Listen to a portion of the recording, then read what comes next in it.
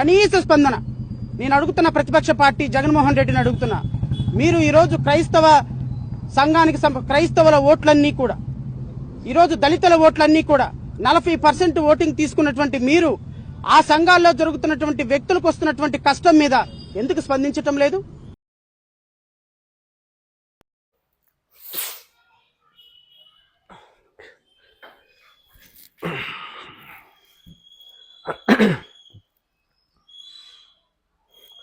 Hello hi friends, welcome to G69 media. మీ GK Raju. మన జడ శ్రావణ్ చూసారండి, జడ శ్రావణ్ కుమార్ గారు ఎలా మాట్లాడుతున్నారు. జడ్జి గారు అండి, జడ్జి గారు రోడ్డు మీద వచ్చి మాట్లాడుతున్నారు. కాబోయే డిప్యూటీ సీఎం జడ శ్రావణ్ కుమార్ గారు అండి ఎలా మాట్లాడుతున్నారు కదా. నిజంగా ఈ బచ్చలపాటిని జోసెఫ్ని తీసుకొచ్చే ఉద్దేశం ఉందో, ఇంకా లోపలికి సాగుకొట్టేసి దాన్ని రాజకీయ పబ్బం గడుపుని ఏదో పబ్లిసిటీ చేసుకుందాం అనుకుంటే నాకు అర్థం అవుతుంది. జడ శ్రావణ్ కుమార్ ఈ ప్రెస్ మీట్లు ఏంటి, లోకం ఏంటి, వాడికి ఏమో బచ్చలపాటి ఏమో గంటలు గలగలలాడిపోయేలా చెప్తున్నారు మొత్తం. ఇప్పుడు ఆడి ప్రాణాలు చూస్తూ ఊపిరి బిగబెట్టుకుని మన వీడియో రిలీజ్ చేశాడు. కారులో వచ్చు ఆడు కారులో బెయిల్ మీద వస్తూ కూడా పెద్ద వీడియో ఒకటి రిలీజ్ చేశారండి. అది అందరూ వినేమంటారు. ఏమని ప్రశ్నిస్తే కేసులు పెడతారు. నువ్వు ప్రశ్నించలేదు నాన్న బాబు, దాని ప్రశ్నలు అంటారు, సమాధానాలు అంటారు. వాటిని పచ్చి బూతులు తిట్టి ఒక రాజ్యాంగ పదవిలో ఉన్నవాడిని అనకూడని మాట్లాడినావు. ప్రజా విద్వేషాలు రెచ్చగొట్టేలా మాట్లాడావు, మతాల మీద చిచ్చు పెట్టేలాగా మాట్లాడావు. దానికోసం చట్టం పని తాను చేసుకుపోతూ ఉంది. ఇందులో పెద్ద పవన్ కళ్యాణ్ గారికి కానీ చంద్రబాబు గారు మీ మీద అంత ఇంట్రెస్ట్ అంత అవసరం లేదు. అంత ఇంట్రెస్ట్ పెడితే ఈ పాటికి ఈ మాటలు కూడా రావు నీకు. జడ శ్రావణ్ కుమార్ జాగ్రత్తగా మాట్లాడు. నువ్వు న్యాయ కోర్సు చదివావు, న్యాయ వ్యవస్థలో ఉన్నావు. నువ్వు ఏం మాట్లాడతావు, ఎలా మాట్లాడతావు నీకే తెలియదు అసలు. నువ్వు నాలుగులు కోత కూర్చుంటావు, మేకలకి గొర్రెలకి నాలుగులు కోత కూర్చోవాల్సింది. నువ్వు తర్వాత ఏమనుకుంటున్నావు?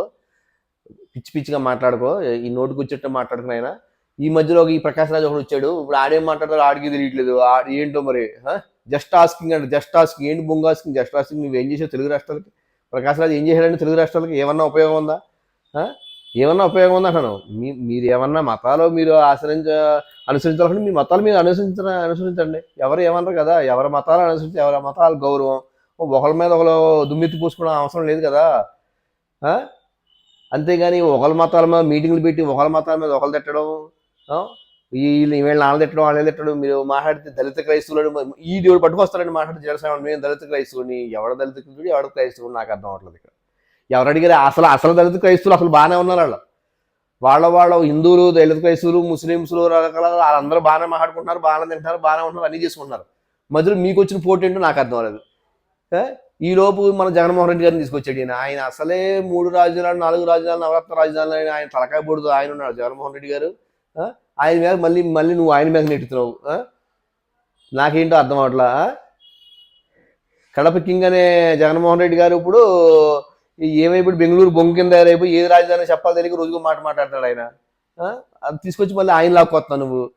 వైసీపీ వాళ్ళ మేము వైసీపీ పార్టీ అంటే మీరు కండవా కప్పుకొని పార్టీ జెండా పెట్టుకుని పక్కగా మాట్లాడండి. మా పార్టీ తరఫున మాట్లాడతాడు, అభ్యంతరం లేదు. మతాల ముసుగులో వేసుకుని ఇలా బయటకు రావాల్సిన అవసరం ఏంటో అర్థం. మొన్నటిదా కాపుల మధ్య స్విచ్ పెట్టారు, పెడదామని చూశారు, పెట్టలేదు. పెడదామని చూసి ట్రై చేశారు. కాపుల మధ్య స్విచ్ పెట్టి పవన్ కళ్యాణ్ దూరం చేద్దామని చూశారు, అది కుదరలేదు. ఇప్పుడు దళిత క్రైస్తవ బ్యాచ్ తయారైంది. ఎంతమంది ఉన్మాదులు ఉన్నారా నాయన మీరు ఓన్లీ యూట్యూబర్లే. మీరు ఏం వ్యవస్థల్ని మేనేజ్ చేసేయలేదు, లేకపోతే పెద్ద ఏమి ఛానల్ నడిపేయలేదు, పెద్ద చేసేవాళ్ళు కాదు. అయ్యో 4 సోషల్ మీడియా కొంచెం ఈ మధ్య 5-6 సంవత్సరాలు కాబట్టి కొంచెం పబ్లిసిటీ అయింది కాబట్టి మీ వ్యాఖ్యలు అందరూ ఏంటున్నారు లేదా ఎవరికి తెలియదు. మీరు ముక్కు మొహాలు ఎవరికి తెలియదు. మీరు పెద్ద సంఘ సంస్కరణలు కాదు, గాంధీ గారి తమ్ముడు కాదు, నెహ్రూ గారి మామతులు కాదు. మీరు ఏం మాట్లాడతారా నాయన జడ శ్రావణ్ కుమారు? నువ్వు నిజంగా నాకు తెలిసి జడ శ్రావణ్ కుమారు మన పచ్చలపాటి జోసెఫ్ని లోపల వేసి ఉంచుదామని ఏదో చేసేసి పబ్లిక్ చేసిందామని తీసుకొచ్చే ఉద్దేశం అయితే ఈయనకి లేదు. ఏదో బెయిల్ వస్తుంది మరి